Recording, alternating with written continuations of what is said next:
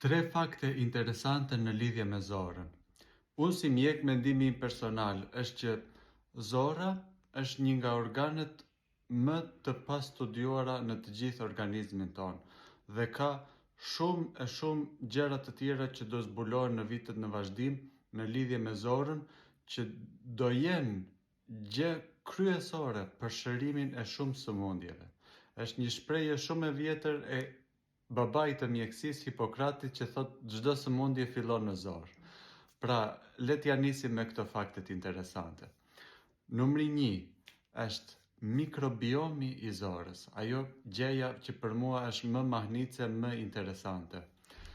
Zora jon përmban diku te 100 trilion bakterie. Imagjinojeni se çfarë shifre është kjo. Dhe këto baktere sigurisht nuk janë të dëmshme, janë shumë të rëndësishme për jetën tonë. Pa këto baktere, njeriu nuk mund të jetojë dot. Ajo që është shumë interesante është që këto baktere të zorës janë të ngjashme mes njerëzve, sigurisht, por për çdo njeri kanë ndryshime, domethënë imagjinoni pak, ato janë mbi 100 trilion. Pra, përbëjnë, si të thuash, një lloj ADN-je më vete për çdo njeri. Dhe çdo gjë që bën njeriu gjatë jetës, për shembull, unë jetoj në Gjermani, bëj një udhëtim, po them, në Azinë e Largët. Mundet, domethënë, dhe sot e kësaj dite është arritur që atje sigurisht janë bakterie të tjera. Mundet që në çdo pikë të jetës time, nëpërmjet këtyre bakterëve, të zbulohet që unë kam qenë në Azi dikur. Është fakt mahnitës, dhe pra pa këto bakterie ne nuk mund të jetojmë. Deri aty ka arritur kjo, sa që është një praktik që përdoret sot e kësaj dite, ajo që quhet transplanti i feqeve. Imagjinoni, ka ndodhur ajo që quhet transplanti i feqeve, për shkak se këto bakteret e mira është menduar që t'i marrësh nga një njeri që është shumë i shëndetshëm dhe t'ia japësh me një njeriu tjetër. Sigurisht janë bërë dhe ka pas efekte.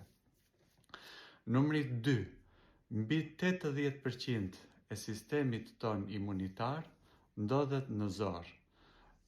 Më kujtohet shumë mirë një profesori jon i nderuar, kur ishim student, thoshte gjithmonë që zora është akademia e sistemit ton imunitar. Kush mendon se gjaku është 100% steril, e ka gabim. Është një proces i vazhdueshëm lufte midis këtyre baktereve, që aty ku janë në zorë janë shumë mira, po futën në gjak janë të këqija, dhe sistemit ton imunitar nga ana tjetër, që kërkon gjithmonë, ato membranat sigurisht janë sigurisht të pakalueshme, sepse nuk e lejon sistemi imunitar, por bakteret sigurisht që mund të arrijnë ta kalojnë. Dhe ato qelizat e reja, si me thënë, të sistemit imunitar vënë gjithmonë pak, takohen pak aty dhe mësohen se cilat janë qelizat e vërteta të trupit tonë dhe cilat janë ato që duhen luftuar. Pra, gjithashtu një fakt shumë interesant. Unë besoj vërtet këtë, që shumë sëmundje autoimune fillojnë nga problemet me zorë dhe sigurisht nga problemet me këtë mikrobiomi. Siç kemi ne tonsilat, këtu që janë vetëm 2, mendojmë shumë se sistemi jon imunitar është i përqendruar këtu, në zorë ka pafund, qindra mira. Numri 3, fakt shumë interesant, është që zora ka mbas trurit më shumë neurone se çdo organ tjetër. Madje edhe më shumë se shtylla kurrizore. Pra, zora quhet sot e kësaj dite si truri i dytë, dhe nga anglishtja është ajo gut feeling. Mendohet se zora ka një lidhje të drejtë për drejtë me trurin tonë. Nuk është zbuluar akoma se cila është kjo lidhje, por mendohet që zora jon ndikon dhe në vendimarrje dhe në atë inteligjencën emocionale dhe në intuitën tonë, si me thënë.